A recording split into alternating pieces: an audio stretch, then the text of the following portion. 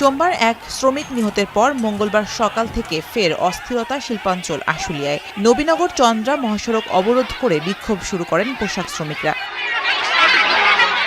বকেয়া বেতন ভাতা পরিশোধের দাবিতে আশুলিয়ার বার্ডস গ্রুপের পোশাক কারখানার প্রায় 2 থেকে 2.5 হাজার শ্রমিক সড়ক অবরোধ করেন।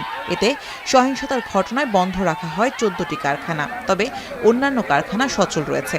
তবে শ্রমিক অসন্তোষের পেছনে তৃতীয় পক্ষের ভূমিকা রয়েছে বলে অভিযোগ শ্রমিক নেতাদের।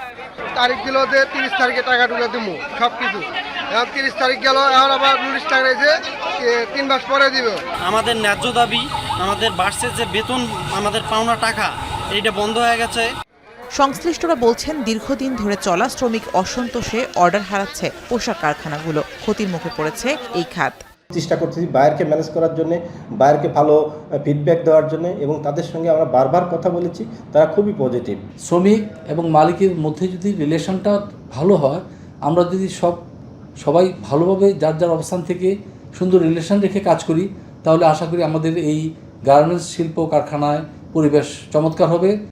এদিকে অবরোধ করায় নবীনগর চন্দ্রা মহাসড়কের দুই পাশে তৈরি হয় তীব্র যানজট, যাতে সীমাহীন ভোগান্তিতে পড়েন যাত্রীরা। ঘন্টার পর ঘন্টা অপেক্ষা করে গন্তব্যে পৌঁছাতে পারছেন না তারা। এদিকে সকাল থেকে সড়ক অবরোধ করে রাখায় এক পর্যায়ে পোশাক শ্রমিকদের সঙ্গে পরিবহন শ্রমিকদের ধাওয়া পাল্টা ধাওয়ার ঘটনা ঘটে।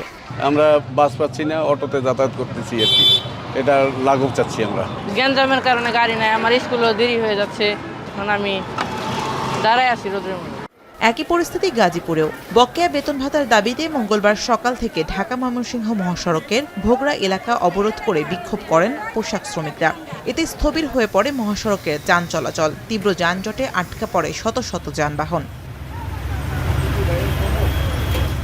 শ্রমিকরা জানান, তৈরি পোশাক উৎপাদনকারী TNZ গ্রুপের প্রতিষ্ঠান অ্যাপারেল প্লাস লিমিটেড কারখানার শ্রমিকরা গত 16 জুলাই পর্যন্ত কারখানাটিতে কাজ করেন। 17 জুলাই বিনা নোটিশে কারখানা অনির্দিষ্টকালের জন্য বন্ধ ঘোষণা করে মালিকপক্ষ। পরে জুন মাসের বকেয়া বেতন পরিশোধ করলেও জুলাই মাসে শ্রমিকদের বেতন পরিশোধ করেনি কারখানা কর্তৃপক্ষ। এদিকে পোশাক খাতের অস্থিরতা নিরসনে মালিক, শ্রমিক ও সরকার উভয় পক্ষের আন্তরিকতা প্রয়োজন বলে জানিয়েছেন আসিফ মাহমুদ সজীব ভুইয়া। তিনি বলেন, যেসব পোশাক কারখানার মালিকরা বেতন দিচ্ছেন না, তাদেরকে দ্রুতই আইনের আওতায় আনা হবে। যে ঘটনা ঘটেছে সেটার ফ্যাক্টটা সবার জানা দরকার। একজন শ্রমিক সেখানে নিহত হয়েছে, আমরা তার জন্য এটা খুবই আমরা দুঃখিত। এই গুজব ছড়িয়ে এই যে মুখোমুখি দাঁড় করিয়ে দেওয়া হলো, এই যে একটা উত্তেজনাকর পরিস্থিতি তৈরি করা হলো, আমাদের সূত্রপাতটার দিকে খেয়াল করতে হবে।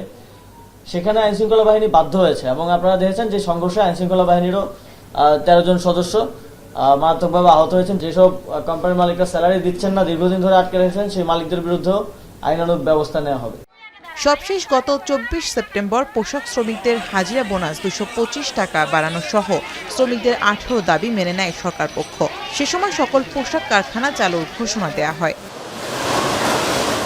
শামীমা রহমান শাম্মী, এখন।